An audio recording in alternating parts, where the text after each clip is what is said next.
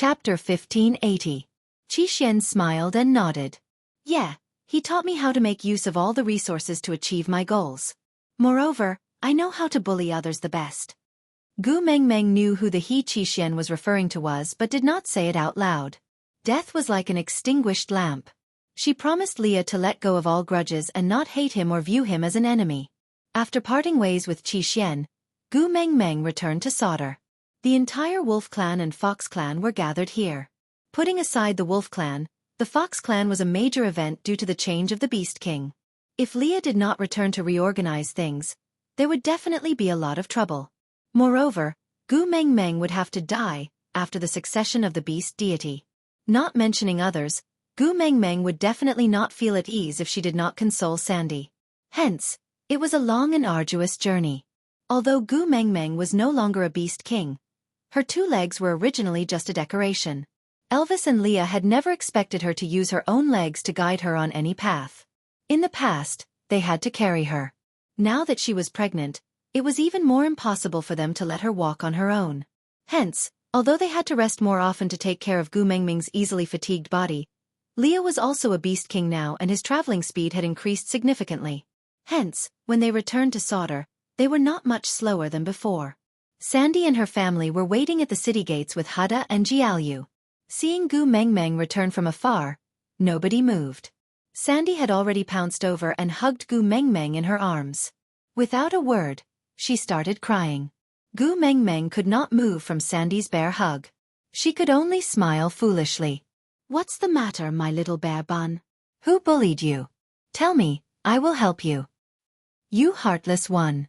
Sob sob sob. Why didn't you stay in Sauter for the winter? If you were in Sauter, I could at least accompany you. You knew. Gu Mengmeng was a little confused. How should she put it? When those things happened, she was still in the Snake King Valley. News of the entire beast world was blocked. How did Sandy know what she had been through? Sandy said with snot and tears in his eyes, "The Fox King is dead. How can such a big thing be hidden? Don't forget, we still have a beast pet from the Snow Fox clan. Furthermore, even if Arnold didn't say anything, do you know how chaotic Sauter was during those few days? I don't want to know. How can I not know?" Gu Mengmeng hugged Sandy back and patted her back gently. All right, don't cry. I'm fine, aren't I? Nothing. Do you think I'm a fool? Do you think I don't know what kind of person Cole is? How could it be that easy to kill him? Tell me honestly, how much have you suffered? What have you suffered? And Qi Xian. Sob sob sob. My poor little Qi, I haven't had the chance to have a daughter to mate with him. Qi is fine, he's not dead. Gu Mengmeng knew that Sandy must have thought of the connection between Qi and Cole through the bewitching spell and the soul of the forest, so she said, "Before Cole died, he specially told me how to break the connection between him and Qi. Would he be so kind?" Sandy was skeptical. Chapter 1581. If he wanted Qi to die, he would have done so long ago. On the contrary, he tolerated Qishuan's provocations and rebellious behavior because he developed feelings for him. After all, human hearts were made of flesh. If Cole had not treated Qi so well, Qi would not have treated him like his own father. Now that she thought about it, Gu Mengmeng felt that she might have been too extreme at that time. But Sandy did not care about all that. She just pulled Gu Mengmeng over to check on her. Seeing that she was not injured or sick, she felt more at ease. Who cares what happened to him? It's just that when I knew he was dead, the first thing I thought of was the price you would have to pay. The more I thought about it, the more flustered I became. I lived in fear for the entire winter. Afterwards, Arnold said that he could feel the birth of a new king. I guessed that there was no one else other than Leah. Only then did I feel more at ease. Aren't I fine now? Gu Mengmeng held Sandy's little hand and comforted her as they walked into the city. Congratulations to the Fox King and Queen for having a noble daughter. Arnold cupped his fists and bowed respectfully. Gu Mengmeng chuckled. Now, I am truly worthy of being addressed as Queen. Arnold, thank you for your blessings. With that, Gu Mengmeng patted Sandy's little hand. Now that Leah has become the Fox King, the Fox and Wolf tribes will become the closest of friends. So, you don't have to worry about what will happen to him, me or anyone else. If you like him, just let him be. Sandy cleared her throat and smiled. She turned her head to look at Arnold and said, Arnold, you go back home and lie down first. I'll go back in a bit. Arnold's eyes flashed. The corners of his lips curled up uncontrollably. He replied softly, yes. Then, he turned to leave and returned to the small stone room. Leah was also smiling. He teased. Not attending. Sandy turned to look at Leah for a moment. The mighty Leah who hung on the tree in St. Nazaire like a piece of fox skin and was on the brink of death. I don't think he has much of a future now. Leah gritted his teeth. I am the Fox King now. Aren't you afraid that I will kill your little fox in anger? Sandy hugged Gu Mingming's arm and said, kill him if you can. By then, I will stick to my girl every day and she will definitely coax me and ignore you. By then, even if you go to the platform of the deity's punishment and try to commit suicide, I will not let go. I will not let her save you, Humph. You.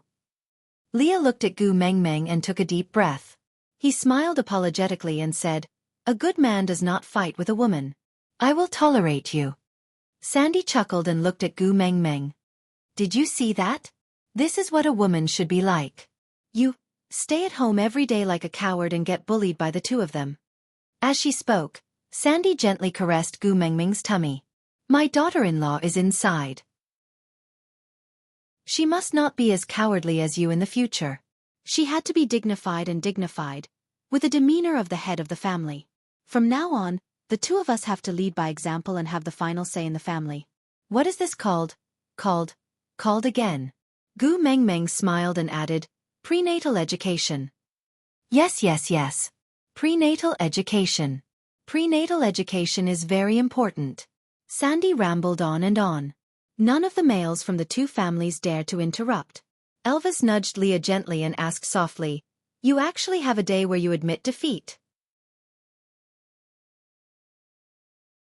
Chapter 1582. Since Arnold was still at home waiting for Sandy's arrival, Gu Mengmeng did not hold Sandy for too long and just teased her for a while before sending her off. Leah was the new king and naturally had some matters to settle. He would not stay in Sodor for long and would even die with Gu Mengmeng after Gu Mengmeng settled her affairs. In order to prevent the world from falling into chaos after the sudden disappearance of the Fox King, many things had to be settled now. But due to the change of the Fox King, Cole, who used to be Gu Mengming's enemy, became her partner, Leah. The relationship between the Fox King and the Wolf Clan changed from being enemies to a family. In order not to put the Beast Kings of both clans in a difficult position because of their clansmen, both parties were much more polite to each other. As time went by, they developed many true friendships. Although they were not as close as Elvis and Leah, they were still very harmonious and got along well with each other. Although Lee's methods were much gentler than Cole's, they were after all learned from the same system. Many times, they achieved the same results through different means. It was just that he cared about Gu Mengming's feelings. Leah was more lenient and did not use the simple and violent methods in the past. Instead, he used the carrot and stick strategy. Although it was a roundabout way, with Elvis's cooperation, the matters in Sodor did not take up too much time. Before the monsoon season ended, Leah and Elvis had already arranged everything. Oraton's injuries had already healed before winter, but because Gu Mengmeng did not stay in Sodor for the winter, he stayed in the stone castle alone as a guardian beast. There was food originally prepared by Elvis in the stone castle, and it was enough for him to eat alone. But although he did not have that kind of relationship with Gu Mengmeng, he was still a member of the family. Hence, when Gu Mengmeng left Sodor, Oraton followed her. Sandy's eyes were red as she held back her tears and said, Girl, we agreed that the one in your tummy must prioritize our son as the first partner in the future. So after you give birth, you must come back to see me, or else, I will cry myself to death. Gu Mengmeng hugged Sandy and patted her back, coaxing her gently. All right, my little bear bun. You're already a mother, why do you still cry so much? You're still the same as when we first met. You haven't matured at all. I don't care. If you don't agree, I won't let go. Sandy's eyes were rimmed red, like a child who had to buy a toy no matter what, and Gu Mengmeng was her most beloved toy. Gu Mengmeng shook her head helplessly and said, All right, after I give birth, I will definitely bring her over to let you, my future mother-in-law, take a look, all right? Sandy stretched out her chubby little hand with her pinky and said, Pinky promise. All right. Gu Meng Meng also stuck out her pinky and hooked it with Sandy. Do you believe me now? Sandy nodded and hugged Gu Meng Meng for a long time before saying with a thick nasal voice. Girl, take care. I'll be waiting for you in solder. I'll always be waiting for you. All right. Gu Meng Meng returned a tight hug and said, You take care too. The two females were reluctant to part and did not cry when hugging each other. But the moment Elvis carried Gu Meng Meng and turned to leave, the two females could no longer hold back their tears. They knew that this farewell. Chapter 1583. A month's journey was not long at all. But Gu Meng Meng could not help but feel emotional when she revisited this place. The last time she walked this path, Gregory and Little Shit were still by her side. This time, things were the same, but the people were different. Standing by the stream again, Gu Meng Meng could not help but shake her head and smile bitterly. How could she climb Mota Mountains without wings? I can't seem to keep my promises to him. Gu Meng Meng felt sad. Looking at the tallest mountain peak, she did not know where to go. Leah hugged Gu Meng Meng's shoulders and chuckled. Silly girl. Didn't someone already think of a solution for us? Huh. Gu Meng Meng was confused. Lee's long and narrow eyes turned. Hey, isn't there someone coming to fetch us now?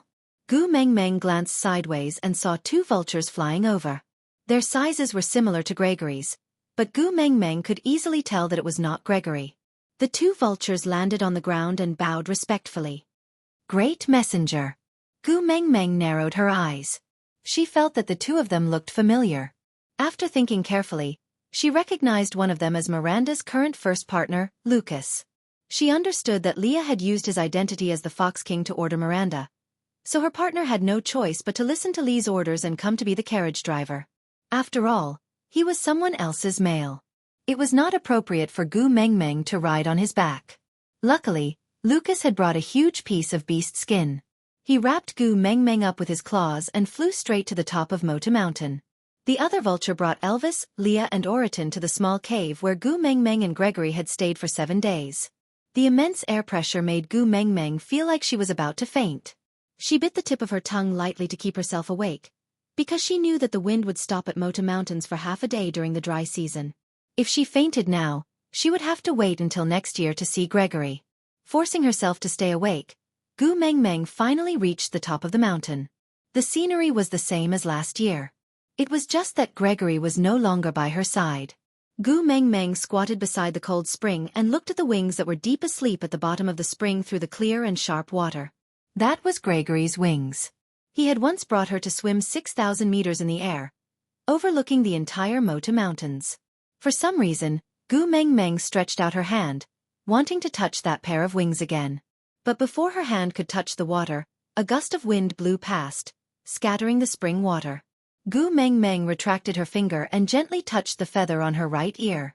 She smiled and said, I know. The water from the 1,000-year ice hurts both the hand and the body. I can't touch it. A gentle breeze blew and the feather on Gu Meng Meng's right ear fluttered in the wind. It was like someone's faint smile, carrying a tinge of approval. Gu Meng Meng walked to one of the caves on the mountain peak. She knew that Samuel's body was originally placed on the other side, so this side should be Gregory's. Great messenger. Lucas stopped Gu Meng Meng and shook his head.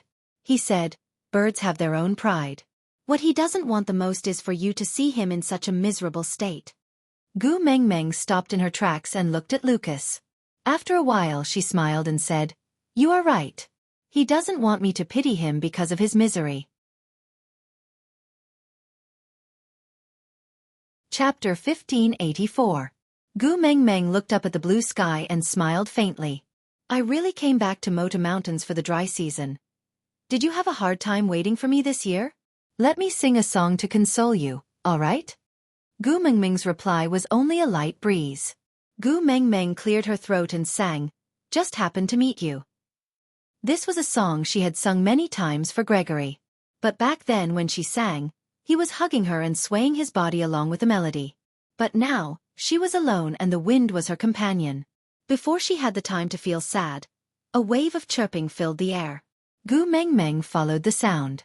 Countless birds flew up from the foot of the mountain. They were colorful and covered the sky. It was a spectacular sight. The birds spread their wings and soared, some high, some low, some left, some right. Seeing that Gu Meng Meng was looking at them, they all transformed into half-beasts and surrounded Gu Meng Meng. Then, they started singing the melody without words. This song, Gu Meng Meng had heard it before. It was the song that Grace had sung to her when he held her in his arms back then. Gu Meng Meng's eyes felt a little sore. She knew that this was the symphony Gregory had prepared for her. It was a concert only for her to listen to. This was the romance he had given her. Only for her. After the song was finished, the birds scattered in all directions, just like when they came. All of this seemed to be just a dream. It was so unreal. Gu Meng Meng turned back to look at Lucas. Lucas stood beside her with a smile. This is a ceremony for the birds of Mota Mountains to congratulate their leader on his marriage. It should have been sent last year, but... Gu Meng Meng nodded to show that she understood. Last year, Gregory had broken his wings and was blinded. She was forcefully taken away by Samuel's wings. She cried her heart out and fainted in the end. Under those circumstances, it was indeed not suitable to hold this ceremony. Although Gregory was just a beast pet, he was still considered a member of her family. In the beast world, Gregory was her man. Who is the leader of Mota Mountains now? Gu Meng Meng did not want the atmosphere to be too heavy, because Gregory had said that he liked it when she smiled. As long as she smiled, he would feel happy. So, at least on Mota Mountains, Gu Meng Meng had to maintain a smile at all times. Lucas shook his head and said, "In the past, the choice of a leader was based on the response to that Lord's messenger. But last year, when we went down the mountain, we found that the messenger had disappeared. So." Gu Meng Meng nodded and said, "All right, bring me to see Miranda." Yes. Lucas was actually a little hesitant, but Gu Meng Meng's partner was Leah and he held Miranda's life in his hands. He really did not dare to defy Gu Meng Meng's orders. Moreover, she was someone Gregory had been protecting with all his heart. Now, Gregory was the guardian of the Mota Mountains. After wrapping Gu Meng Meng in the beast skin, Lucas spread his wings and flew up, bringing Gu Meng Meng back to his cave. In the cave, Miranda was followed by a few small vultures. Their big black eyes were particularly cute. Miranda instinctively shrank back when she saw Gu Meng Meng, and at the same time, protected the little vulture in her arms. Chapter 1585. Do you know that Cole is dead? Gu Meng Meng asked softly. Miranda nodded. She was a snow fox and could sense the change of the Fox King through her bloodline. She did not need to witness anything personally to know. Gu Meng Meng continued, "The new Fox King is Leah." Upon hearing the name that she had struggled with for half her life, Miranda was stunned for a moment and suddenly smiled. "What are you smiling at?" Gu Meng Meng asked calmly. Perhaps Gu Meng Meng's attitude was too easygoing, so Miranda gradually relaxed. She looked at Gu Meng Meng and still replied, "In this year, I have not thought of him at all. Now that you mention it, I realized, I seem to have let him go." Gu Meng Meng smiled and nodded, saying, "The stubbornness and naive infatuation when you were young. Later on, when you were in danger, you would naturally fantasize about him rescuing you like a hero. Now that you are living a blissful life and have partners who love you, they are the heroes you can easily reach. With them, you naturally do not need an imaginary hero anymore." Miranda nodded, indicating that she agreed with Gu Meng Meng's words. Gu Meng Meng reached out and held onto Miranda's wrist, saying, "I was also rash in the past. Your hands. It's my fault." Miranda shook her head and said, "I did not have any good intentions when I went to Sauder. These hands. Take it as retribution. I promised Leah that everything that happened in the past will be written off and I will not hold it against him anymore. So one of the reasons I came here this time is to treat your hands." Gu Meng Meng held onto Miranda's wrists gently and slowly closed her eyes, praying silently in her heart. When she opened her eyes again, she had a gentle smile on her face and said, "Try moving around?" Miranda looked at her own wrists in disbelief.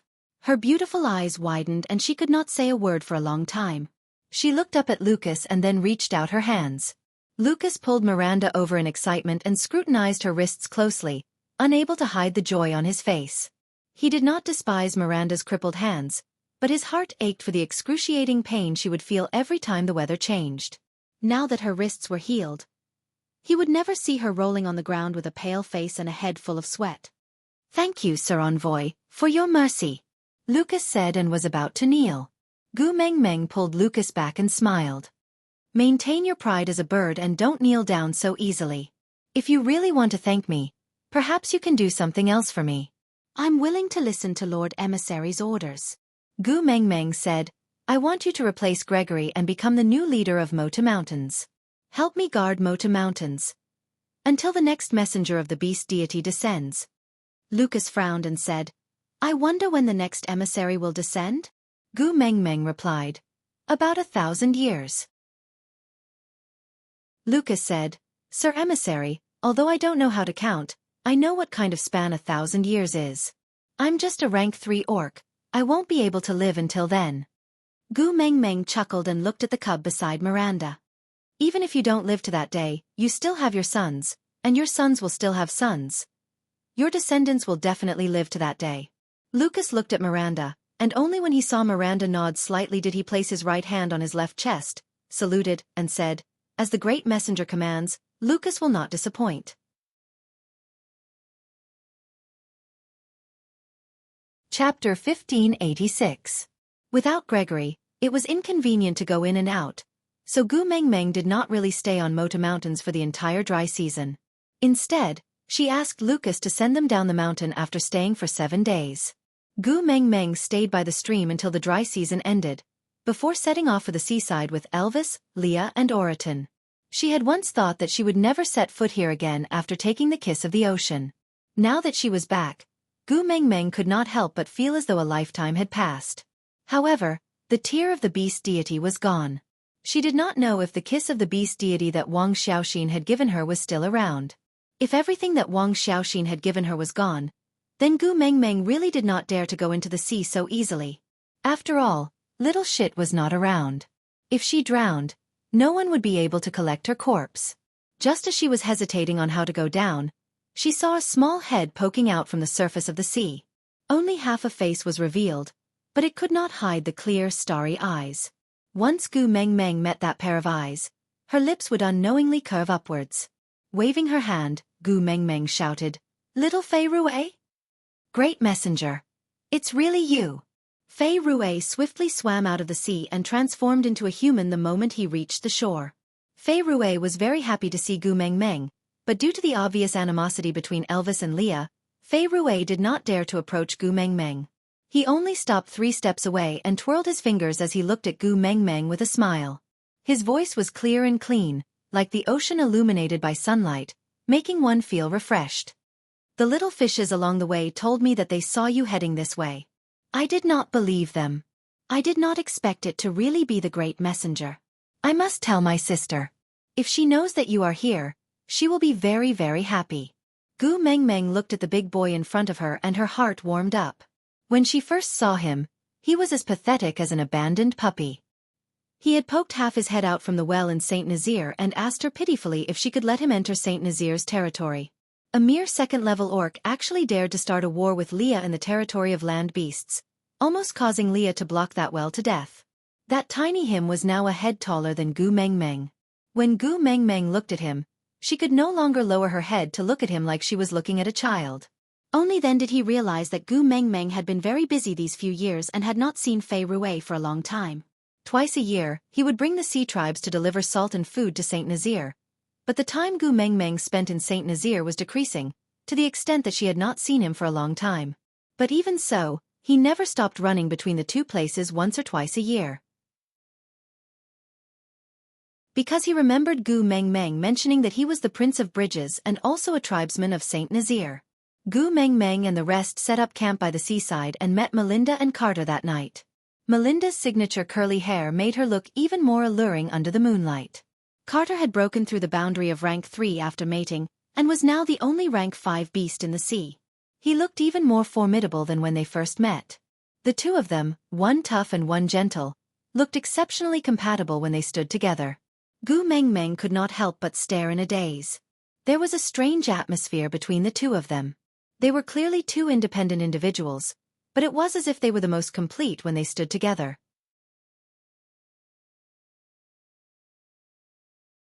Chapter 1587. I missed you too. Gu Mengmeng smiled back. You are looking at the scenery, but you don't know that you are also the scenery in someone else's eyes. While Gu Mengmeng was admiring Melinda and Carter's compatibility, in Melinda's eyes, she saw the only two beast kings in this world standing beside a petite female. There was a saying that two tigers cannot share a mountain, but these two beast kings did not seem to be against each other at all. They had restrained their sharpness and only had gentle gazes, which were all focused on the petite human in the middle. As for that petite female, she had a quiet and elegant smile. Her belly was bulging but not bloated, and she exuded a gentle motherly radiance. It was not dazzling, but made one unable to shift their gaze away. Gu Mengmeng noticed that the pearl earrings on Melinda's ears had become a pair. She had accidentally discovered one among the food Fei Rue brought back, while the other, "Your earrings are very beautiful," Gu Mengmeng praised without holding back. Melinda blushed and lowered her head. She glanced at Carter and pouted sweetly. I told him to find a similar one and polish it, but he refused to listen. He stubbornly searched the entire ocean to find this one that looked exactly the same. You don't even know that just because he brought the children to search for pearls, many tribes thought that we were invading them. We fought many ridiculous battles. Children? Gu Mengmeng asked with a smile. Melinda blushed and nodded. Bridges is now the strongest tribe in the ocean world. Because of the name bestowed by the messenger of the beast deity and Carter, a fifth-level beast, holding down the fort, and the fact that we are not restricted by race, many members of the ocean tribes who lost their tribes came to seek shelter. These 3 years we have also given birth to many children, so... Gu Mengmeng looked at Melinda's blissful smile and felt a sweetness in her heart. When she had first established the Bridges tribe, she had only wanted to give Melinda and Kate an opportunity. It was like planting a seed in the soil. Now that she saw that the seed had grown into a towering tree, she felt gratified. Melinda and Carter invited Gu Mengmeng and her family to the ocean, but Gu Mengmeng rejected them. Even if Elvis and Leah were beast kings now, the bottom of the sea was not a place where they could unleash their powers. She did not want them to worry, nor was she willing to risk the baby in her stomach, so she went straight to the point. The kiss of the ocean has returned to the ocean. Melinda nodded and said, Yes, it is coincidentally within Bridges' territory. My brother has already sent someone to Saint Nazaire to deliver the news. Perhaps the messenger is still on the way, but you guys have already arrived. Gu Mengmeng smiled and nodded. Within your territory. That's great. I have something to ask of you. Please instruct me, great emissary, Melinda said. Gu Mengmeng instinctively looked at Carter before he replied. Melinda is the head of the household, I listen to her. Gu Mengmeng was suddenly enlightened. How could she have forgotten that in this world, only females had the right to speak? Don't even beast kings like Elvis and Leah listen to her, much less Carter.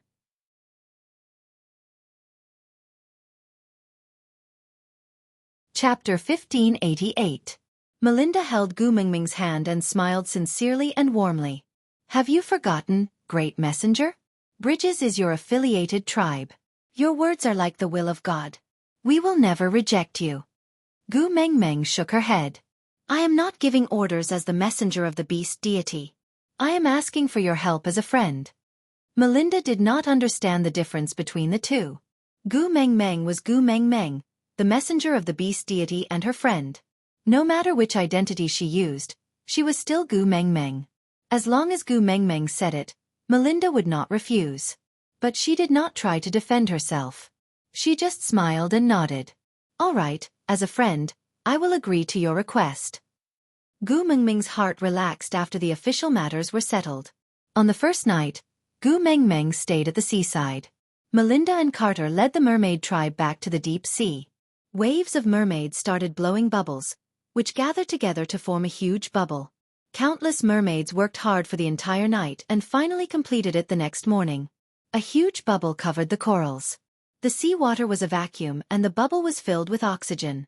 This allowed Gu Mengmeng and the rest to move around freely in the sea. After preparing all these, Melinda returned to the shore and invited Gu Mengmeng into the sea. Melinda's hospitality was hard to reject. Gu Mengmeng thought that since she was revisiting an old place, It would be a pity if she did not enter the first stop to search for the 7 treasures.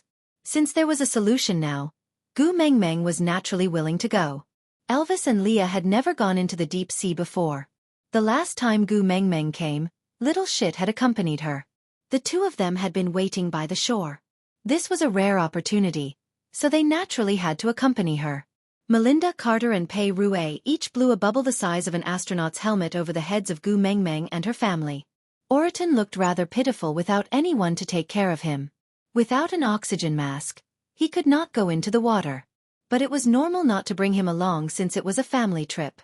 So he sat by the shore without any expression. He just watched Gu Mengmeng quietly, completely forgetting about him in her excitement. Anyway, it was not the first time. Oriton should be used to this kind of life. Aren't you going down? Pei Rue's large eyes shone with a clear light as she looked at Oriton timidly. Oriton looked at Gu Mengmeng.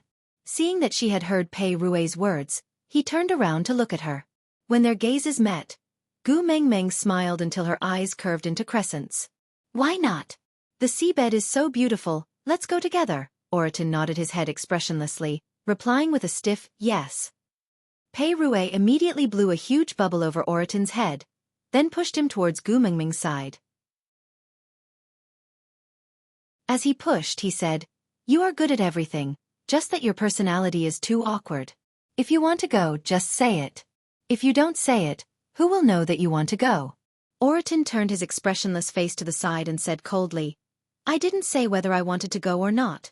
She's the head of the family and I'm the guardian beast. I'm just following orders." Liar. Pei Rue's little nose was raised to the sky. He was no longer the little mermaid whose legs would cramp the moment he saw Oriton. After spending so many years together, he was already used to his zombie-like face. Moreover, he was very clear that although Oriton looked fierce, he was more loyal than anyone else. When he said that he would not let anyone bully him, he really did it. Aside from the topic.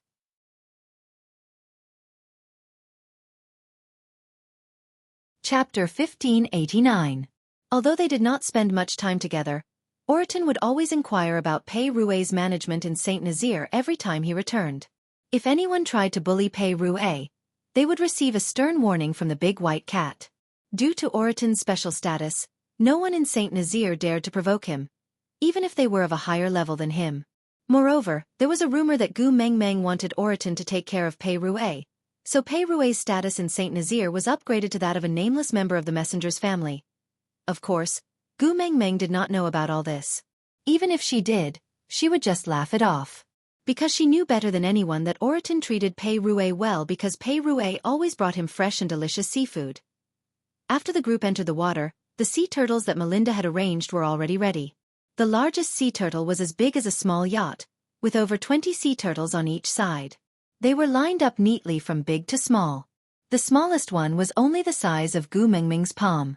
It stretched its neck and tilted its head to look at Gu Mengmeng with a face full of curiosity.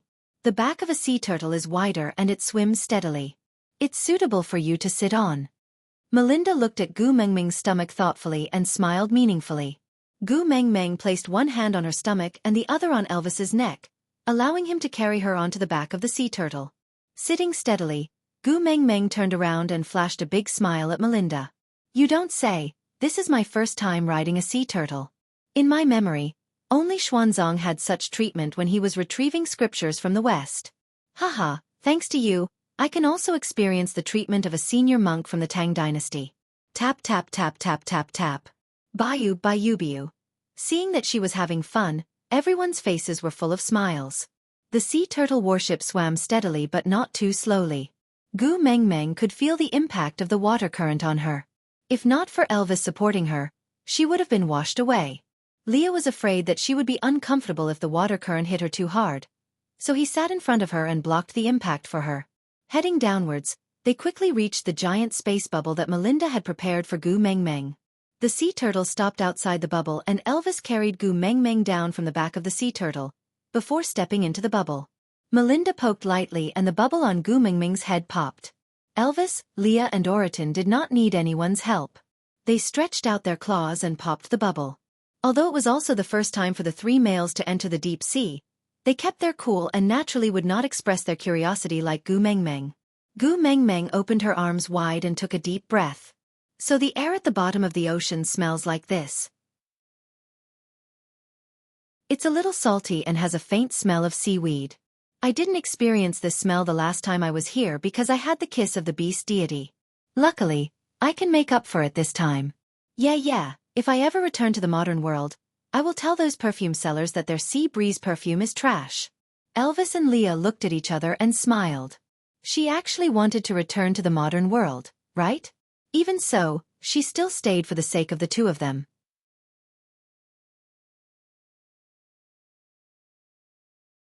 Chapter 1590.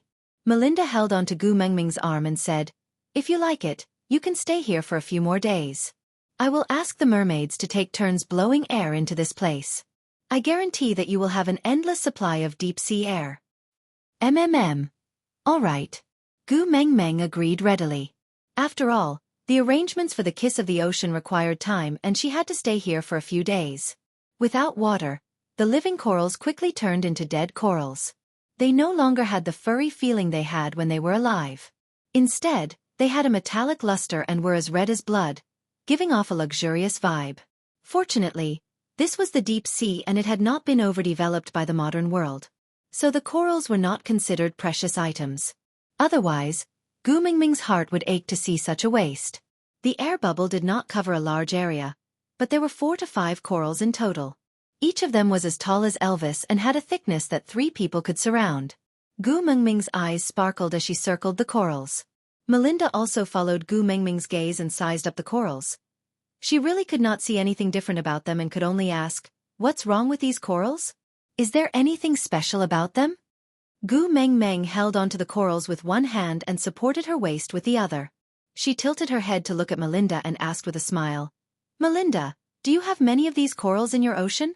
Melinda didn't understand, so she nodded. Gu Mengmeng rubbed her little hands together and asked again, "Then, can I break off some of them to make a string of beads?" Melinda thought Gu Mengmeng wanted to say something else. Was there a need to discuss such a small matter with her? Chuckling, Melinda held onto Gu Mengming's wrist and said, "Great messenger, how many times do I have to say it before you remember? This is your tribe and everything here belongs to you. You can break as many as you want. No one will care." "Really?" Gu Mengmeng grinned and said, "Then I won't stand on ceremony. I want to make a few more string of beads, one for myself and one for my daughter, and one for you and Sandy." "Me too." Melinda was elated. Previously, Carter had made an earring for her, and later on, Carter had made a second one for her to make a pair. There were many pearls in the deep sea, but she was the only one with such a pair. Now, even if many people did not recognize Carter, they would recognize the earrings on Melinda's ears. Once they saw this pair of earrings, they would know that they were from the messenger's tribe. Now that Gu Mengmeng wanted to make the bracelets and she also had a share, she was naturally very happy. Gu Mengmeng chuckled and said, "We're good friends, of course we should share good things. You know what? Red coral is one of the 8 treasures of Buddhism. It can bring good luck to the wearer." "Buddhism?" Melinda asked curiously. Gu Mengmeng nodded. Just like how you worship the beast deity, Buddhism is another kind of deity that the beast deity worships. I didn't believe it before, but after these few years, I have no choice but to believe it. Gu Mengmeng laughed at herself. The atheist Gu Mengmeng was now worshipped as the beast deity. This was really a resounding slap to her face. "Oh!" Melinda's eyes lit up. The deity of the beast deity. How impressive was that?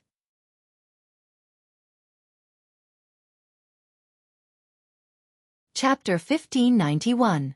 With his permission, Gu Mengmeng started to instruct Elvis and Bu Lai to break off the corals, then use their sharp claws to cut them into small pieces, before slowly grinding them into a round shape.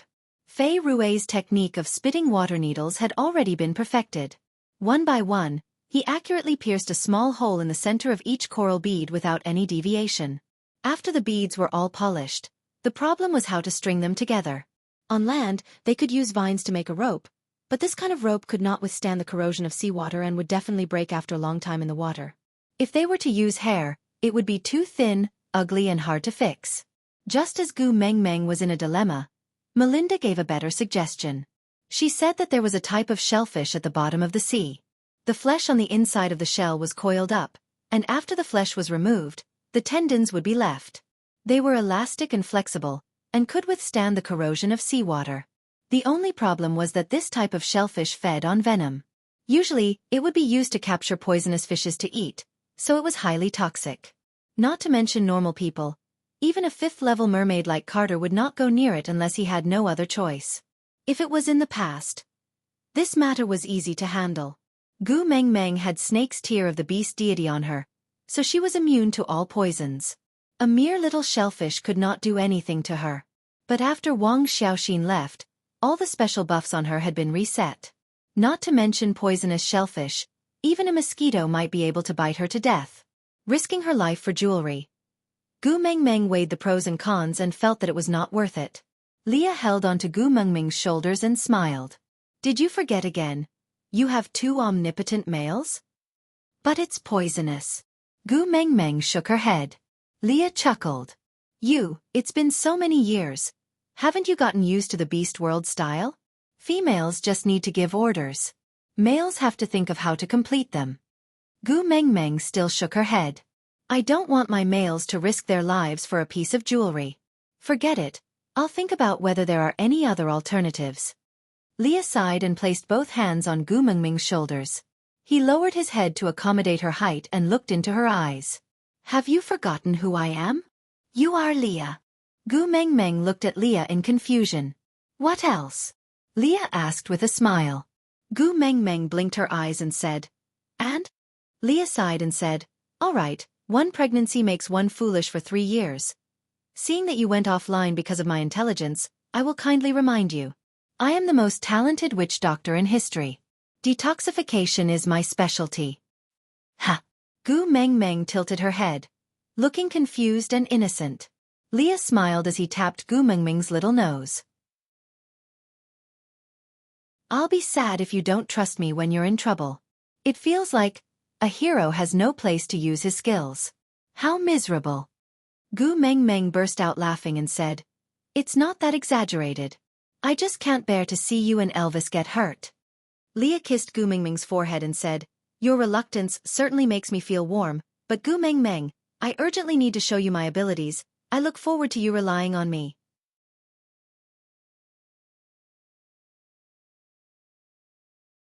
Chapter 1592. Yes, my queen. Leah kissed the back of Gu Meng Meng's hand teasingly before turning to leave like an elegant knight. Melinda was afraid that something would happen to Leah, so she asked Carter to personally bring some men to accompany Leah to retrieve the poisonous shellfish meat. Meanwhile, Melinda stayed at the coral dock to prepare a welcoming banquet for Gu Meng Meng. After all, this was the first time the messenger of the beast deity, the true leader of the Bridges tribe, had arrived at the bottom of the ocean after the establishment of the Bridges tribe. Naturally, they had to celebrate and at the same time, show the strength of the tribe to the messenger. They hoped that the Bridges tribe was not only the messenger's tribe, but also the messenger's pride. Gu Meng Meng naturally had to attend the banquet, but the air at the bottom of the ocean was limited and not suitable for a bonfire. So to heighten the atmosphere, Melinda used large seashells to place many luminous pearls around the banquet. They were arranged in picturesque disorder, like a small mountain of luminous pearls. It was extremely extravagant. The entire banquet was filled with the sour stench of extravagance. Gu Meng Meng felt that she was the only one emitting the fragrance of poverty. Sigh, she had been the messenger of the beast deity once, and now she was the beast deity again. Gu Meng Meng felt that she was probably the kind of person who could leave her name in history. Others were at most uncorrupted, but Gu Meng Meng was so uncorrupted that she did not even have any sleeves. Yeah, she must take the coral beads this time. She must give Elvis and Leah one each. She could not be the messenger of the beast deity for nothing. It sounded impressive, but she had suffered so much that she almost lost her life. She would be letting herself down if she did not get some mental damage compensation. Thinking of this, Gu Meng Meng secretly ground her teeth. Elvis moved closer to Gu Meng Meng's ear and blew gently. He pointed at the luminous pearls in the seashells and asked, Do you want one? Gu Meng Meng nodded without hesitation. Snakel did not say anything else and went up to grab a handful and stuffed it into Gu Meng Meng's hands. Here, take it and play with it. Gu Meng Meng instinctively looked around. Seeing that no one had seen them, she hurriedly put the luminous pearls back and said softly, "This does not belong to us, it's not good to take it just like that. Didn't Melinda say that this is your tribe and everything here belongs to you? You can take whatever you want. There's nothing wrong with that." Elvis paused for a moment, then continued, "If anyone has any objections, ask them to look for me. If you're not convinced, you can challenge me. If you win against Leah and me, you can snatch this stupid thing back." Gu Meng Meng was sweating. Elvis meant that if they gave it, they would give it. If not, they would snatch it, right? She poked Elvis and said, "He's a beast king after all, it's not good to bully others like this. There's nothing bad about snatching things from my female." Elvis kissed Gu Meng Meng and grabbed another handful from the shelf for her. "Take it if you like it. The rules here are different from your world. Survival of the fittest, survival of the fittest. Power is the rule. Leah and I are powerful enough so we can set the rules and we will listen to you." Gu Meng Meng thought about it and felt that she should inform Melinda. After all, these things were taken out by Melinda, and it would not be good for her to keep them without a word. So Gu Meng Meng pulled Melinda and asked, "Can you give me a few of these pearls?"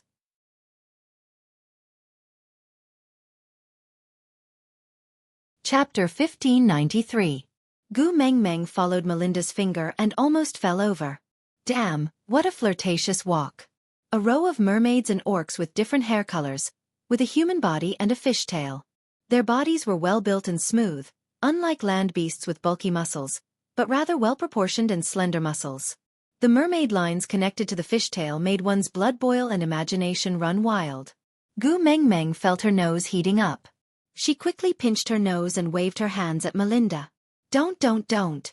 A married woman cannot withstand such temptation. Please spare me." Elvis's face darkened the moment he saw Gu Meng Meng pinching her nose. The reason was simple. She would only do this when she was about to have a nosebleed. And she would only have a nosebleed when she was tempted. Even if he or Leah stripped her naked, she would not have a nosebleed. She would only have such a reaction when he and Bulai were entangled together in some ambiguous scene. So this row of fish. Haha, looks like it would be delicious if it was roasted. Gu Meng Meng had been glancing at Elvis the moment Melinda said she wanted to give Gu Meng Meng men. Naturally, she did not miss the murderous look in his eyes. She cupped Elvis's face with both hands and smiled. "Hubby, calm down, calm down. Look at my pregnant belly. Why would I have such thoughts? Don't worry, I only want the items. I don't want any of them." "Really?" Elvis lowered his eyes and stared at Gu Meng Meng coldly. Gu Meng Meng nodded firmly. "No, definitely not." Elvis thought about it and snorted. "You also said you don't want Leah. This? You also said you don't want Snake. You also said you weren't interested in that Birdman a while ago." Gu Meng Meng felt that she had indeed been slapping herself in the face. She held her cheeks with both hands and looked up at Elvis. "Hubby, my face hurts." Elvis was flushed by her cuteness and his lips could not help but curl up. He removed her little hands and pinched her chubby little face due to her pregnancy. "If you know your face hurts, then don't do it again." Yeah, I won't do it anymore," Gu Meng Meng promised. Elvis then kissed Gu Meng Meng in satisfaction. Then, he caressed Gu Meng Meng's tummy gently. "After you give birth to a daughter, Leah and I will definitely make it up to you." It was not an exaggeration to say that Gu Meng Meng's legs immediately gave way when Elvis said that. She wasn't the one who wanted a mermaid to be her new lover. She was innocent. She was framed by Melinda. Sob, I feel so wronged, but I can't explain myself. Seeing how Gu Nanbao was biting her handkerchief pitifully, Elvis's mood finally improved. He looked at the mermaid coldly and snorted without saying a word. He walked slowly to the main seat and sat down steadily. Carrying Gu Meng Meng in his arms, he sat in the most comfortable position for her to sit on as a human skin thermostatic chair. Intentionally or unintentionally, he played with Gu Meng Meng's long hair. That lazy and casual look made him look like King Zhou of Shang who was carrying Daji to court. Everything was ready. Melinda had no intention of waiting for Kate and Leah. After all, females were respected in the beast world. As long as she and Gu Meng Meng were present, the banquet could begin. The first performance was, of all things, that row of mermaids performing a dance.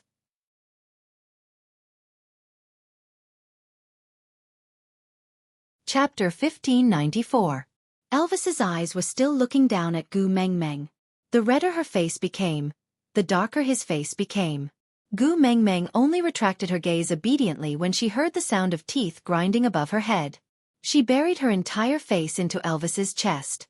Actually, she did not have the intention to take in a new partner, but since he danced so hard, wouldn't it be a waste if she did not watch? But it would not be good to cause some family conflict just to feast her eyes. Right, even if a young man in the modern world wanted to peek at a lady, he would not dare to do it in front of his wife. Right, Gu Mingming's little act of burying her face really pleased Elvis.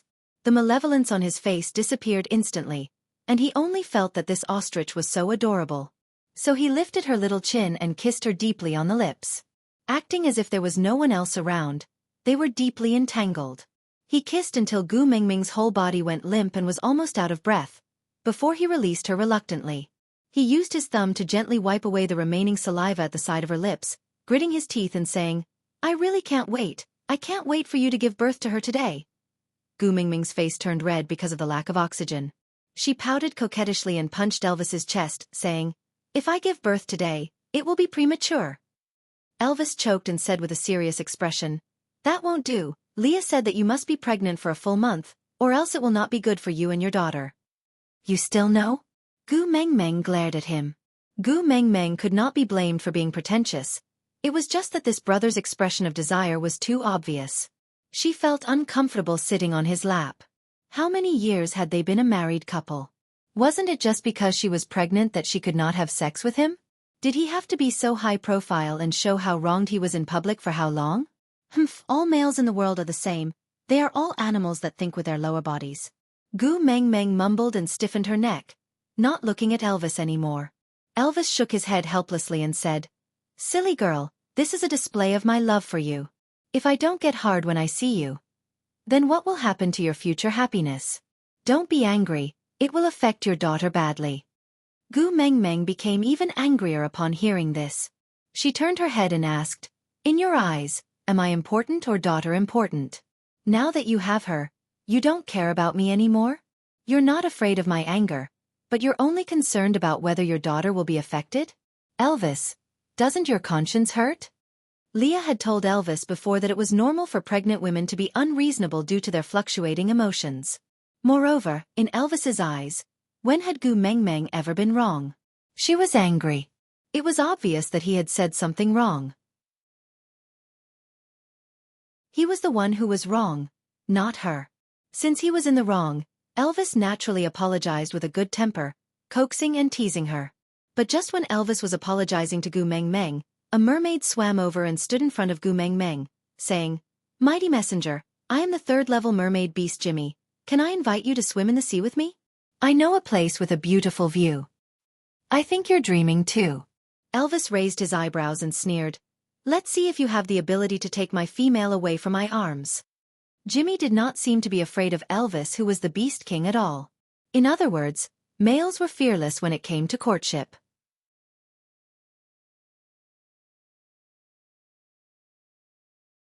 Chapter 1595.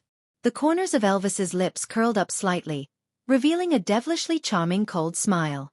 "No, you are wrong. I am not stopping you. I am giving you a chance." Jimmy tilted his head and looked at Elvis, as if he did not understand what was going on. Elvis stood up and placed Gu Meng Meng on the seat. Then, he took an unknown fruit from the table and gave it to Gu Meng Meng. "Xiao Meng, be good. Sit here and eat some melon and watch the show." "Hubby." Gu Meng Meng felt that this was the ocean and not Elvis's home ground. It was better to avoid trouble. She could just reject Jimmy. There was no need to blow things up. But Elvis cupped the back of her head and planted a kiss on her forehead. "Don't worry, it will be settled very soon." Gu Meng Meng was speechless.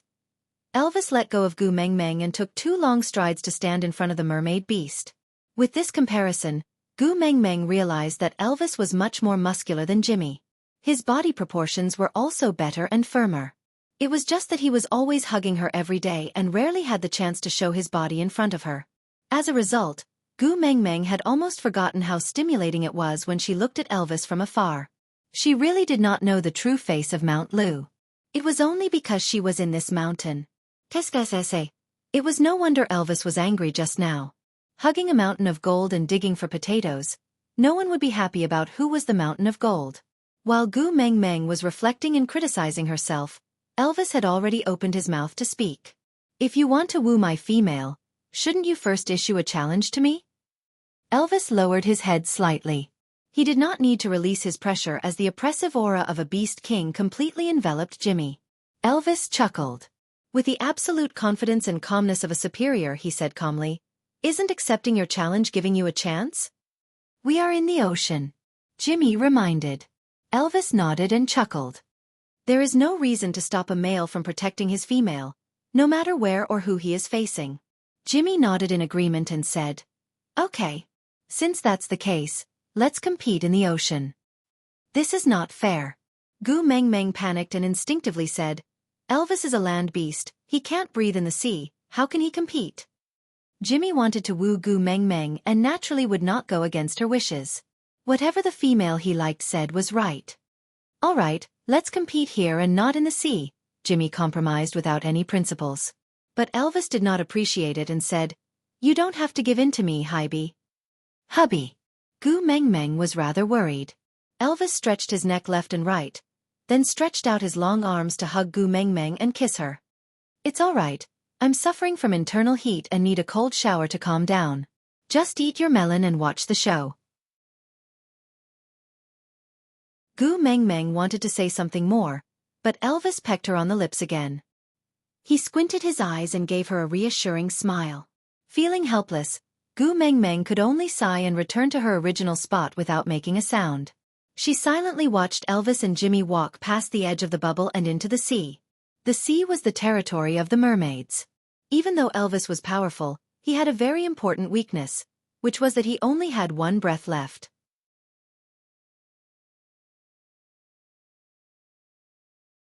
Chapter 1596. Gu Meng Meng gritted her teeth in her heart, but maintained a faint smile on her face. If Elvis lost, how was she going to reject this Jimmy later?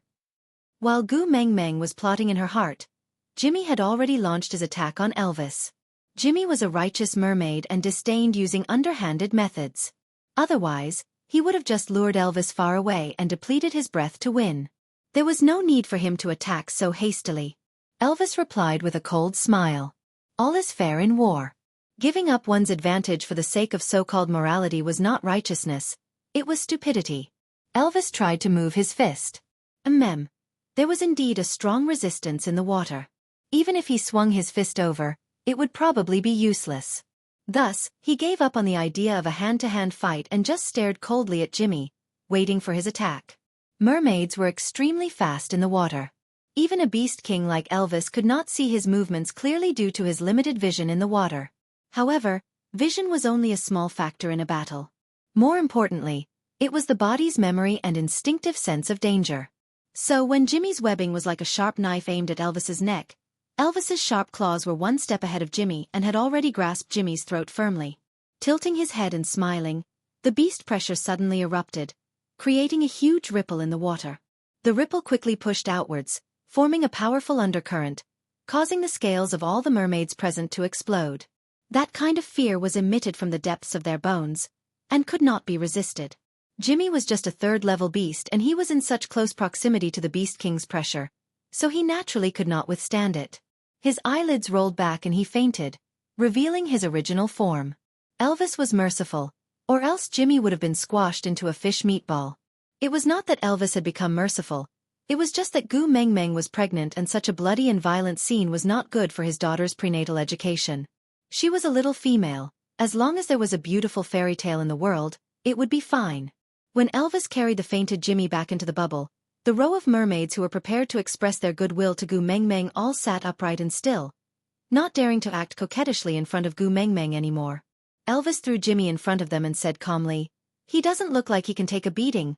Take good care of him." Yes.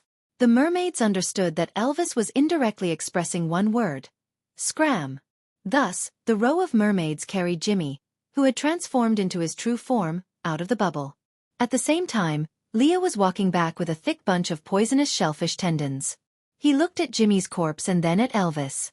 The two of them exchanged glances and instantly understood what was going on with this row of mermaids.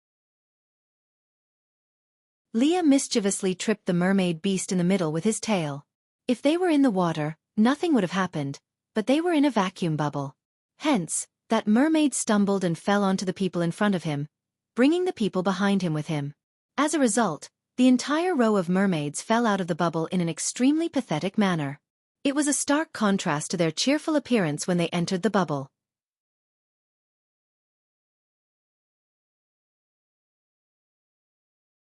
Chapter 1597. Melinda lowered her head and smiled, replying to Carter using sound waves. She told him about Elvis's actions and concluded that even if she had the intention to make arrangements, those mermaids would have been scared out of their wits by Elvis. Who would dare to approach Gu Meng Meng? Gu Meng Meng also understood that Elvis's actions just now were not due to Jimmy's provocation. He was making an example out of her and using an instant kill to awe those mermaids who had their imaginations running wild. That was the only way to settle things once and for all. But this made the situation a little awkward. After all, Melinda had good intentions.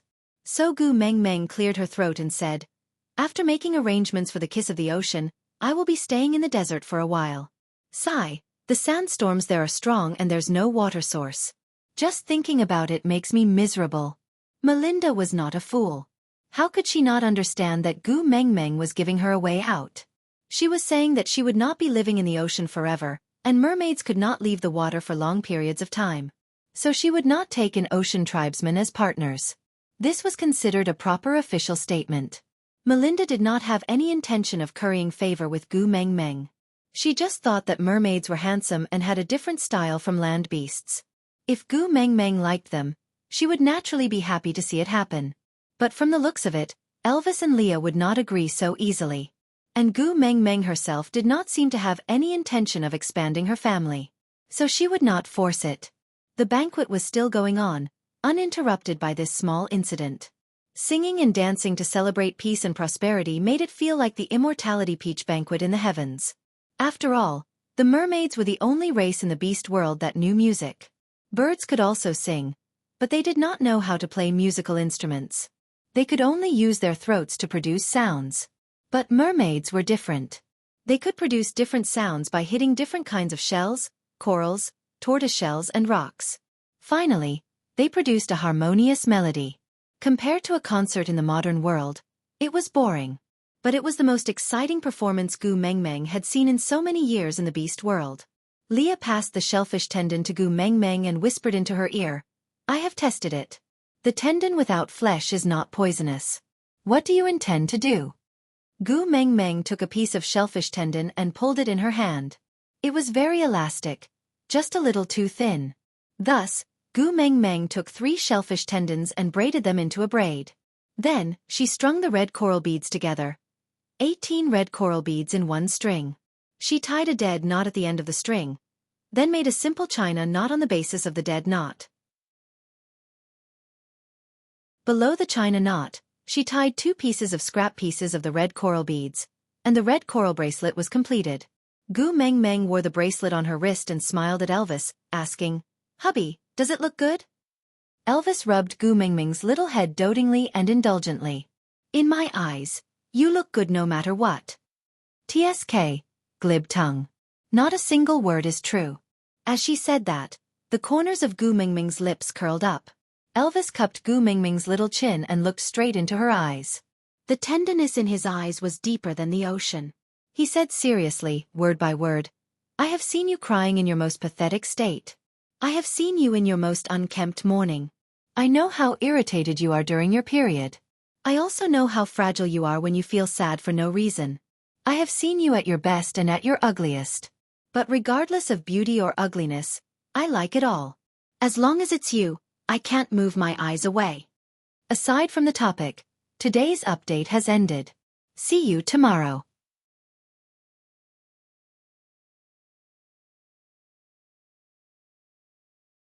Chapter 1598. Gu Meng Meng didn't answer Elvis and just pecked his chin sweetly. Then, she nestled in Elvis's arms and watched Melinda's performance as she knitted the bracelets. She wore the first one on her wrist, the second one for Elvis, the third one for Leah and the fourth one for Melinda. Gu Meng Meng finished knitting the remaining corals and shellfish tendons. There were still 7 left. 4 sons and the one in their tummies needed 5 bracelets. Sandy wanted 1 bracelet, there was still 1 left. Gu Mingming's gaze swept around and landed on Oratin's face. Although they did not have that kind of relationship, Oratin was still Gu Mingming's guardian beast in the eyes of outsiders. She had to at least maintain her image, so Gu Mingming gave the last bracelet to Oratin. Oratin was a straight man and did not have much interest in jewelry. He was more interested in the plate of meat in front of Gu Mingming. But as a male, he still had the bottom line. He really could not snatch a female's food. But Oratin did not mind, while Fei Rue liked it very much. His clear big eyes kept staring at the bracelet on Oratin's wrist. There was no lack of corals in the ocean, but the problem was that the poisonous shellfish was too difficult to obtain. He definitely could not get it by himself. And even if he got it, he did not know how to knit Gu Mingming's braids, nor did he know how to knit a China knot. So, the raw materials were all from the deep ocean. But as a prince of the ocean, he did not have such a bracelet. Sob sob sob, he really wanted it. Oratin looked at Fei Rue and raised his hand. You want it? Fei Rue nodded honestly. Is it very obvious? Oratin was expressionless. Yeah, every time I see meat, it looks like this. Fei Rue smiled embarrassedly and did not reply. Oratin took off the coral bracelet from his wrist and handed it to Fei Rue. This is for you. Really? Fei Rue's big eyes lit up. He looked at Oratin with admiration. But just as he was about to take it, he hesitated and lowered his head. This is a gift from the great messenger. Everyone in your family has one. If you give me yours, I don't mind, Oratin answered honestly. He wasn't consoling her. As long as Leah cooked regularly, he really didn't care about anything else. Fei Rue still did not dare to take it, but he really wanted it. Hence, he jogged over to Gu Mingming and looked at her expectantly with a pair of eyes as clear as the stars in the sky. Great messenger, Oratin said he is willing to give me that string of red corals. Can I have it? Gu Mingming stared blankly at Fei Rue. Instead of answering, she asked, I have already given it to Oratin. If he is willing to give it to you and you are willing to take it, just keep it. Why are you asking me? Fei Rue smiled awkwardly and said, I was afraid that if I accepted that string of red corals, you would be angry with Oratin and not dote on him anymore. Gu Mingming almost choked on her saliva. She and Oratin were really just family in name, and Oratin probably did not need her pampering. In this family, the person he needed the most was probably Leah. Thinking about this, Gu Mingming's gaze drifted towards Leah.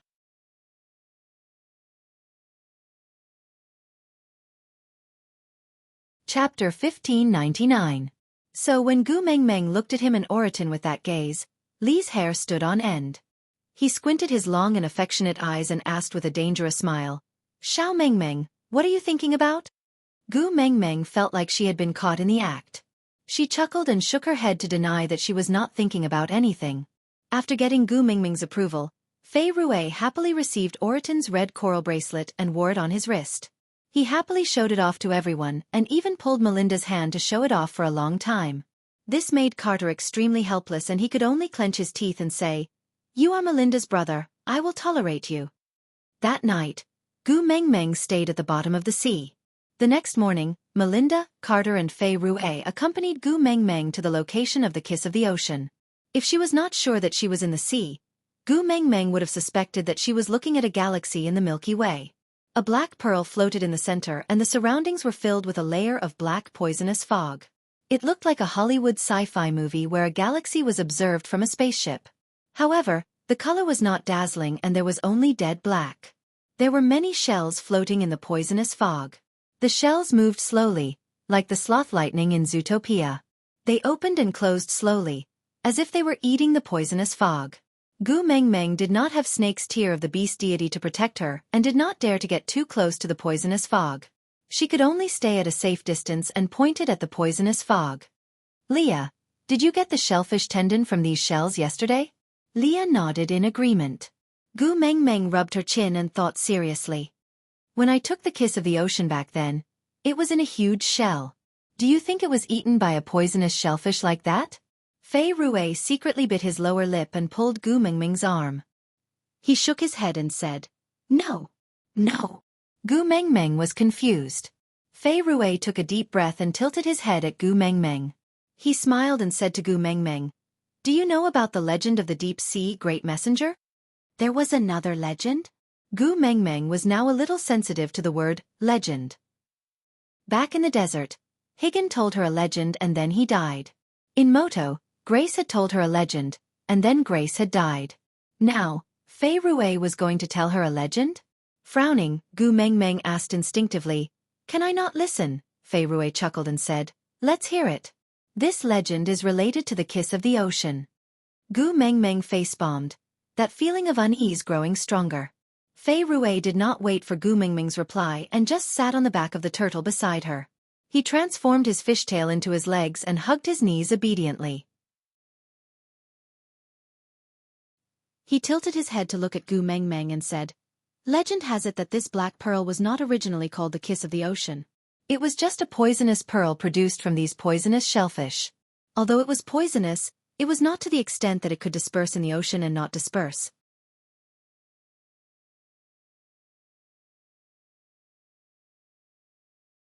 Chapter 1600. Fei Rui seemed to understand Gu Mengmeng's confusion and just grinned. His smile was always so clear and clean that whenever he smiled, it was as if the surrounding poisonous fog was purified. Fei Rui continued hugging his knees and looked at the black pearl in the middle of the poisonous fog. He took a deep breath before continuing. About 1,000 years ago, there was an extremely venomous snake that fell in love with a female. Gu Mengmeng was speechless and instantly immersed herself in the relationship between the characters. An extremely venomous snake. Little shit. A female. Wang Xiaoxin. The characters in the legend were all familiar people. This setting really hindered one's interest in listening to the story. Forget it, what legend? I'll just treat it as gossip. But this female didn't love him. She even hated him, rejected him, and wanted to kill him. Gu Mengmeng was taken aback. This version clearly did not match the truth. Gu Mengmeng did not forget the scene of Little Shit and Wang Xiaoxin reuniting. One said lovingly, "I hate you so much, why did you make me wait for so long?" The other said affectionately, "Sorry, I came back late." Putting aside the fact that Wang Xiaoxin had plotted for 1,000 years in order to resurrect Little Shit, she had lured her to search for the 7 treasures step by step, and even sacrificed her own son. Just based on these 2 sentences alone, it was filled with the stench of adultery. Even if it was not love enough to shatter the heavens and earth, it should be unforgettable. How could it not be love, or even hatred? This was not logical, really not logical. Gu Mengmeng shook her head. "Did you remember wrongly?" Fei Rui looked at Gu Mengmeng in confusion. He shook his head seriously. There are not many legends in the deep sea, especially when the mermaid tribe has been the guardian of the kiss of the ocean for generations. So I will definitely not remember this legend wrongly. Gu Mengmeng pursed her lips. She could not figure it out no matter how hard she thought about it. She could only raise her hand. "All right, continue. I will listen." Fei Rui nodded. Although the female was very resistant, that snake beast was unusually overbearing and unreasonable. He was also very powerful and unpredictable. In order to prevent the female's mate from finding her, he tied her up and hid her in the deep sea. As Fei Rui spoke, he turned to look at Gu Mengmeng. "The method that Melinda made for you was passed down from 1,000 years ago. At that time, the snake beast also made a bubble like this for the female so that she could move and breathe freely in the deep sea." Gu Mengmeng laughed dryly. Free movement and breathing? Within a limited area, he could move and breathe freely while being watched. What kind of freedom was that? Let's call it jail. Moreover, with such a depth, there was no chance of escaping. Gu Mengmeng twitched her lips and thought to herself, it was no wonder that Little Shit hated Wang Xiaoxin like that. The snake beast said that when the female is willing to mate with him, he will release the female. However, that female really rejected him. No matter what he did, she refused to mate with him. The more he pressured her, the more she resisted, just to escape. Then, in order to escape, the female accepted a mermaid. Fei Rui's eyes dimmed as he said this.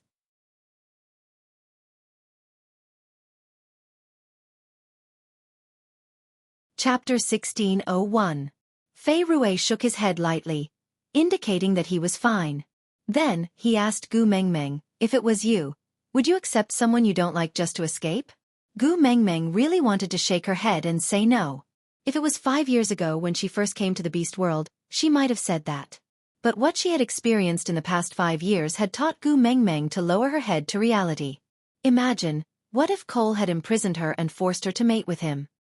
In order to escape and meet up with Elvis and Leo on land, Gu Mengmeng would definitely agree to mate with a certain mermaid. Not to mention that she would rather die than submit. Her life was still tied to Elvis and Lee's, and she was pregnant with a little one. If she died, Elvis and Leo would definitely suffer more than death. They would go crazy and destroy the entire beast world, including themselves. And Gu Mengmeng would never let that happen. So, the answer was obvious. Gu Mengmeng would definitely agree to accept a mermaid as a partner in order to escape. Although she was hesitant, Gu Mengmeng still nodded and said, if it was me, I would have done the same. She could feel Elvis tightening his arms around her. She turned back to look at Elvis. Elvis's expression was solemn, as if he was hesitating for a long time, before saying casually, you did the right thing. Gu Mengmeng leaned into Elvis's arms and laughed softly, saying, but this kind of situation will not happen to us anymore. You and Leah are both beast kings. There is almost no chance of success to kidnap me under your watch. Fei Rui smiled and did not expose Gu Mengmeng's words. Actually, as long as they did not care about the consequences, it was still possible. For example, they were at the bottom of the sea now. Even if Elvis and Leah were beast kings, they would not be able to unleash their full potential in such a deep sea. They just had to burst their oxygen bubble and they could easily kidnap Gu Mengmeng. But in the deep sea now, the mermaids were all loyal to Gu Mengmeng. No matter how much they wanted to mate with Gu Mengmeng, they would not use such an extreme method. This was the fundamental difference between mermaids and snake beasts. Fei Rui knew that with Gu Mengmeng and Li's intelligence, it was impossible for them not to have thought of this possibility. But they had given the mermaid absolute trust, which was why they dared to follow them down to such a dangerous place. This trust was extremely precious, and the entire mermaid clan treasured it very much. Naturally, they would not do anything that would harm this trust. Since he didn't know how to do it, why would he say those words that would cause discord? Fei Rui withdrew his gaze and continued to look at the kiss of the ocean. The female isn't running away blindly. Although she's in the deep sea, she's able to communicate with the outside world through the mermaid. Her partner found the beach and started fighting with the snake beast. He fought with no regard for his own life, and the mermaid took the opportunity to take her away. Gu Mengmeng rested her chin on her hand as she listened to the story. Although Fei Rui only mentioned it casually, Gu Mengmeng was still shaken to the core. Little Shit's strength was already at the level of a demigod. What kind of price did Wang Xiaoxin's other partners have to pay to entangle him on the shore and give her a chance to escape? Just thinking about it made Gu Mengmeng shiver.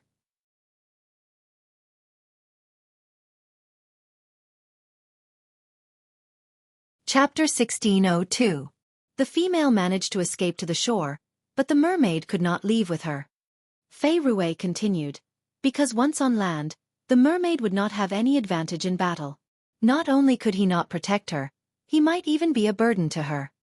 He could not waste the chance to escape that she had paid such a huge price for, so the mermaid decided to let the female leave by herself, while he returned to the sea to help her stall the snake beast, to fight for a chance of survival for her partners. Even if only one of her partners could leave this place alive, it would be a precious blessing to her. Gu Mengmeng caught an important point, which was that Wang Xiaoxin had agreed to mate with the mermaid, but this promise was not fulfilled in time, and the two of them were separated. In other words, the mermaid could not break through the level limit, and could at most reach the 3rd level. A 3rd-level orc challenging a demigod-level snake beast. Calling it a challenge was an exaggeration, it was practically suicide. With Little Shit's fighting style, one whip of the snake beast's tail could directly turn him into a fishball. The mermaid was obviously not the snake beast's match, but he still managed to stall the snake beast. Because he told the snake beast. He stole the female when the snake beast was not around, and only he knew where the female was hidden. Fei Rui turned to look at Gu Mengmeng. Isn't this lie very clumsy? If he really stole the female, why did he come back and walk right into the trap? Isn't running away the most logical choice? But perhaps it was because the mermaid tribe was simple and did not know how to lie, Or perhaps it was because the snake beast was in a frenzy and could not differentiate the truth from the lies. Anyway, the mermaid's lie successfully attracted the snake beast's pursuit, and in order to fight for more chances for her partners to escape, he kept swimming deeper into the sea. Indeed, the mermaid had an advantage in speed in the sea, but this advantage only existed when the difference in power between the two parties was not too great. If Little Shit was only a 3rd level or 4th level beast, the mermaid's strategy could have succeeded. But Little Shit was a demigod level beast in the past. Such a huge difference in level was enough to surpass the advantage of a race. Moreover, Little Shit was not an ordinary land beast, he was also considered to be his domain in the water. The mermaid was dreaming if he wanted to fight for time by swimming in front of Little Shit. Indeed, Fei Rui continued. Unfortunately, the mermaid was caught by the snake beast before he could run very far. However, the snake beast did not kill him. Instead, it hung him and the other partners of the female upside down on the shore, forcing the female to go back by herself. The female did not run far from the start. She had been lurking nearby. When she saw that her partner and the mermaid were captured and that their lives were in danger, she finally took the initiative to appear in front of the snake beast. Gu Mengmeng had guessed it. Although Wang Xiaoxin was frighteningly rational, he was at least not a selfish person who did not care about the lives of others, especially those who were caught. They were her partners. Fei Rui was silent for a moment before he continued. The female ate the black pearl with the snake beast's venom. She needs the snake beast to detoxify her every day, or she will die from the poison. In exchange for the safety of their partners, the snake beast did not imprison the female at the bottom of the sea. Instead, he allowed her to stay on land with her partners. However, she had to go to his side every sunset to detoxify him.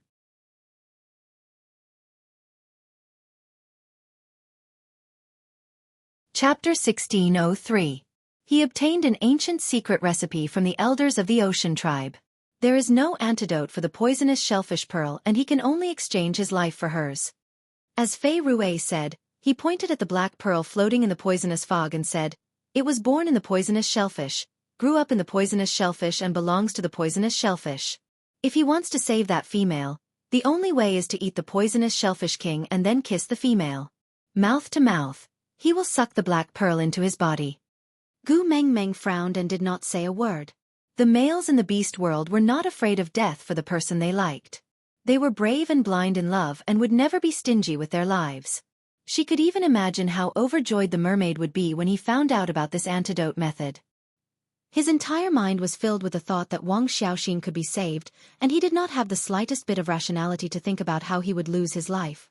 The mermaid swallowed the entire poisonous shellfish king and swam towards the shore with all his might before the poison attacked his heart. Finally, he saw the female who was about to meet the snake beast under the afterglow of the setting sun. The poisonous shellfish king was stuck in his throat and his vocal cords were already destroyed so he could not make any sound. He could only use his tail to slap the surface of the water to attract the female's attention. Even though the poison of the poisonous shellfish king made his skin burn in pain, he did not care and just slapped the surface of the water with all his might, splashing countless waves. Finally, he successfully attracted the female's attention. The female ran to the beach and asked him what was wrong. He could not speak and could only hold the female tightly and kiss her lips. At this point, Fei Rui turned around to look at Gu Mengmeng. His eyes shone with a light that seemed like he understood, as if he was longing for it but also as if it was just an ignorant fantasy. He said, "It was said that the scene at that moment was frozen. It was so beautiful that even the waves could not bear to attack their kiss. That was the most peaceful moment in the history of the ocean, without any waves. The setting sun gilded them with the most beautiful glow, just like a pair of gentle hands, gently protecting their first kiss. Once in a lifetime, the only kiss." The poisonous pearl in the female's body was sucked into the mermaid's body by the poisonous shellfish king. The two poisons caused the mermaid's skin to start festering. He used the last of his strength to push the female away, and told her that she was free and the snake beast could no longer use this pearl to threaten her. As for the mermaids, they threw themselves into the sea, sacrificed their broken bodies to the beast god, and stayed in the sea forever. Gu Mengmeng finally understood that the shell that she had casually touched previously was actually the poisonous shellfish king that was stuck in the mermaid's throat. There are people who are infatuated with love in the world. This hatred has nothing to do with the wind and the moon. Gu Meng Meng lowered her head and murmured softly. She smiled. Our previous beast messenger really has no lack of Casanova. Elvis hugged Gu Meng Meng and kissed the top of her head. You don't lack anyone by your side either. Gu Meng Meng nodded her head. Of course she knew that she did not lack Casanova by her side. Snake, who had died twice for her, wasn't that the greatest love saint? There was also that Grace who tore off her own wings and jumped into the volcano lava for her. Glancing sideways, Gu Meng Meng hugged Elvis and Leah. Both of you, you must accompany me well. Don't try to be a Casanova, understand?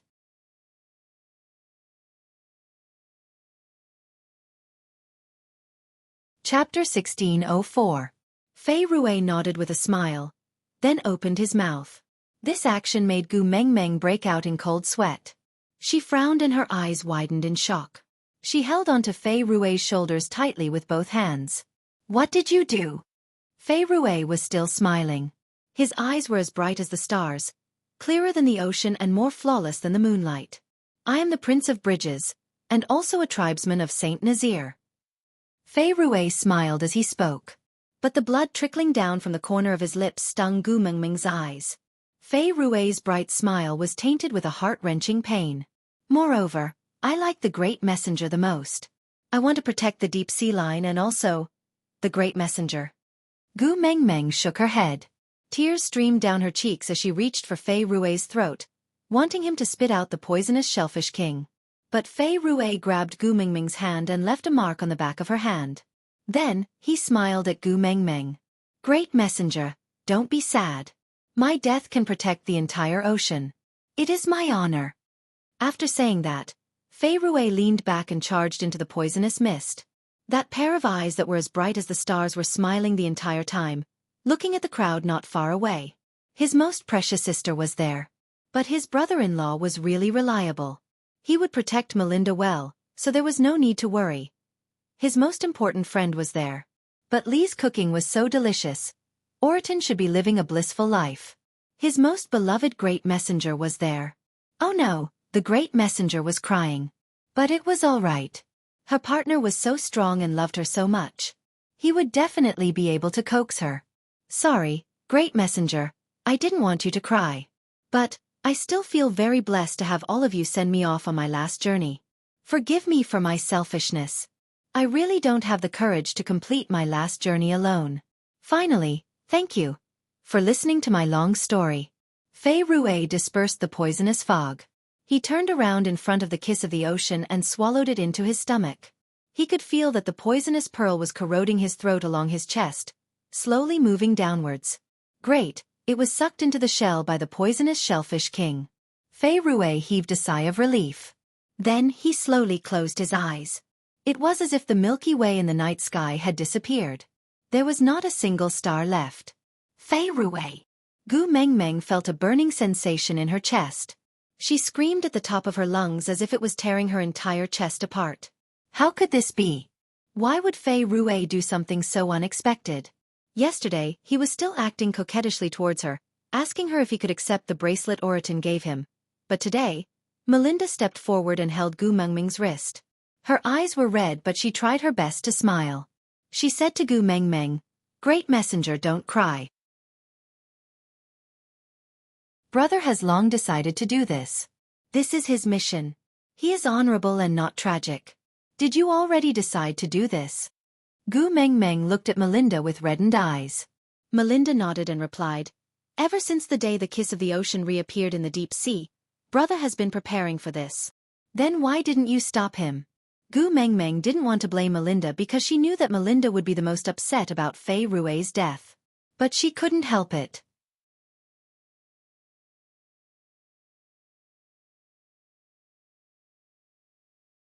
Chapter 1605. I stopped him. Melinda glanced at Gu Meng Meng and then at Elvis. She didn't continue. Gu Meng Meng choked. She narrowed her eyes and asked Melinda, So those mermaid males you arranged yesterday? Melinda nodded and said, They are the most outstanding mermaids that I chose. They are willing to exchange their entire lives for a kiss from you. Gu Meng Meng really didn't know what to say. Her heart ached for Fei Rui, but other people's lives were also lives. Melinda seemed to know what Gu Mengmeng was thinking about, so she pulled Gu Mengmeng's hand and said, I know I am very selfish, but if possible, I don't want my brother to sacrifice himself to protect the pearl. So I prepared those. Gu Mengmeng shook her head and said, I don't blame you. Yes, she had no right to blame Melinda. Didn't she sacrifice Miranda's child to protect her own child? In times of life and death, human nature was always selfish. Gu Mengmeng looked at Melinda's bloodshot face that was still forcing a smile. In the end, she could not bear to scold her and could only sigh heavily.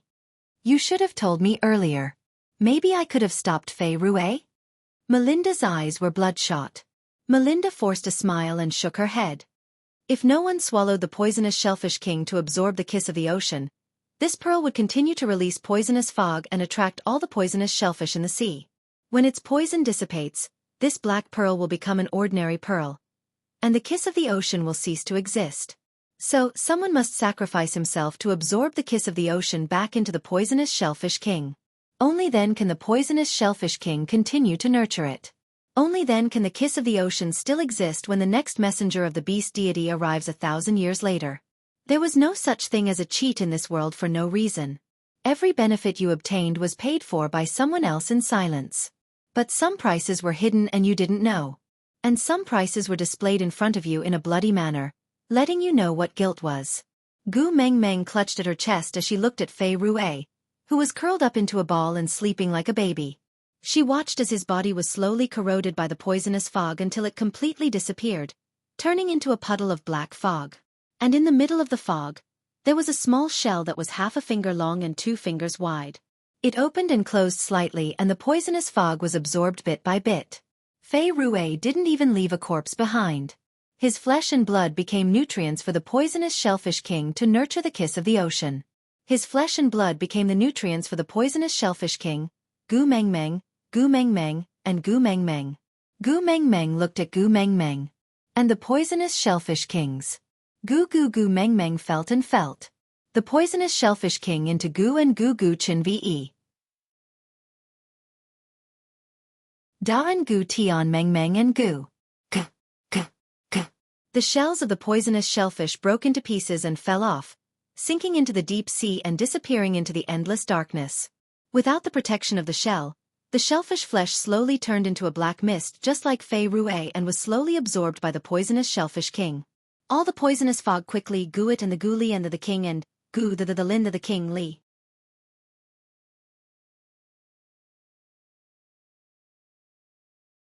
Chapter 1606. The poisonous shellfish king fell into the mud at the bottom of the sea, and then the mud started to change at a speed visible to the naked eye. First, the color turned as black as ink. Then the corals and seaweed on the mud withered and died as if their life was sucked out. Then they were sucked in by the black mud, as if they had fallen into a swamp. The small fish that could not escape in time flipped over, then fell into the mud and were also swallowed. Gu Mengmeng recognized that this was no longer mud, but a swamp at the bottom of the sea. When she went to retrieve the kiss of the ocean, it was little shit who carried her all the way there. Now that she thought about it, if the person who accompanied her was not little shit, no one would have been able to withstand this poison. Even Snake would not have been able to withstand it. Was she going to suffer the consequences 1,000 years later for the sins she committed back then? She did not forget that little shit's skin was almost completely corroded by the poisonous fog, and his wounds were so deep that his bones could be seen. So now that she was the one who planted the seeds of evil, 1,000 years later, should she be the one to escort the next messenger of the beast deity to retrieve the kiss of the ocean? Without Snake's tear of the beast deity, she was no longer immune to all poisons.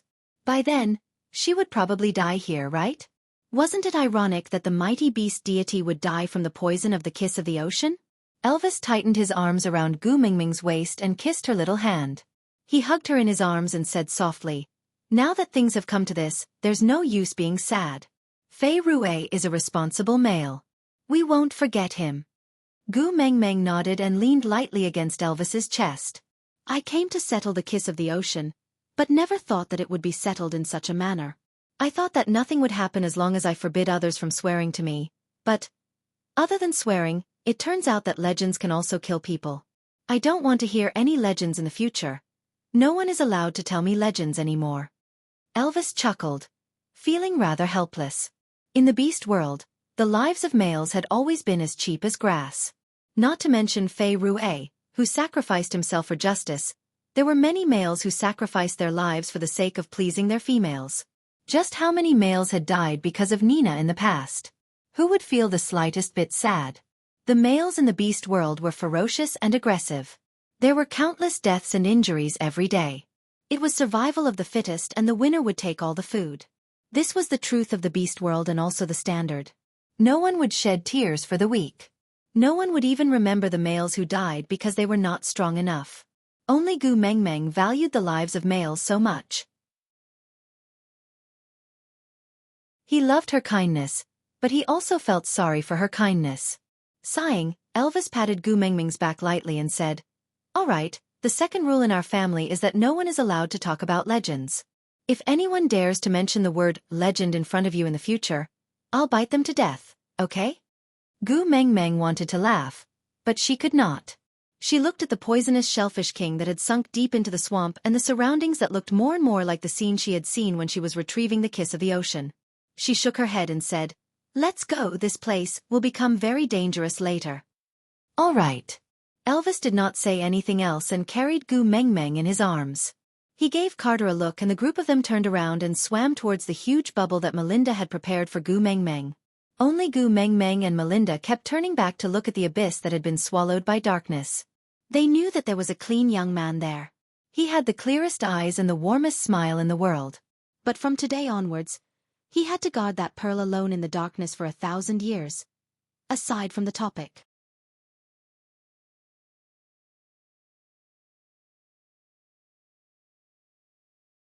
Chapter 1607.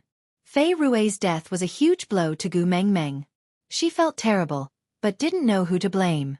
She couldn't find an outlet to vent her pent-up frustrations, so she was depressed all day long. At times like this, she started to miss Cole. After Cole's death, Gu Mengmeng thought about it a lot.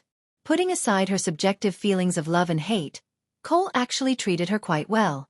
He shouldered all the dirty things on himself, so that when something like Fei Rue's death happened, she could feel justified in hating him, blaming him and blaming him. As for herself, she had no qualms about it. Cole's personality was indeed twisted, but he also treated her with a twisted kindness. Elvis and Leah didn't want Gu Mengmeng to stay in the deep sea, so they briefed Carter on the tribe's operations, as well as the matters to take note of when protecting the kiss of the ocean, before leaving the deep sea with Gu Mengmeng. Surprisingly, Oriton, who had always been a glutton, didn't pester Leah for food. His face was still expressionless, but solemn. After reaching the shore, Oriton asked Gu Mengmeng, "Are you feeling terrible?" Gu Mengmeng looked at Oriton in confusion. Oriton pursed his lips and added, "It's about little Fei Rue." Gu Mengmeng's eyes dimmed as she nodded. Oriton asked, "Is it the feeling of having a hot stomach?" Gu Mengmeng smiled bitterly and nodded again. Oriton said thoughtfully, "Oh." After a long silence he spoke again, "So this is how it feels to lose a friend." Gu Mengmeng looked at Oriton in confusion. She wanted to ask him something, but couldn't find the right words to express herself. But Oriton seemed to understand Gu Mengmeng's gaze and answered directly, "I didn't have any friends in the past. I only started to get closer to others after meeting you guys. You, Elvis and Leah are strong enough, so this is the first time I've lost a friend." Gu Mengmeng patted Oriton's shoulder and said, "Someone once told me that not every separation can prepare you well. It will cause you pain and catch you off guard. So, cherish the people in front of you. While they are still by your side, do your best to treat them well. That way when they are caught off guard, our hearts won't be full of guilt. If only I had treated him better at that time. If only I had listened to him seriously at that time. If only I had listened to him seriously at that time. If only I had been tortured to a pulp." Oriton seemed to understand, but not really. He nodded his head and looked back at the deep sea for the first time. He told himself in his heart that from now on, whenever he met someone he cared about, he would spare no effort to treat them well. After leaving the deep sea, Gu Mengmeng's last stop was Saint Nazaire. When she returned to Saint Nazaire, she saw Barit standing at the entrance of the tribe to welcome her from afar. Barit, whom she had not seen for a long time, had already matured. He was no longer the lone brave young man who blindly obeyed Gu Mingming's orders and helped her escape from Saint Nazaire regardless of the consequences.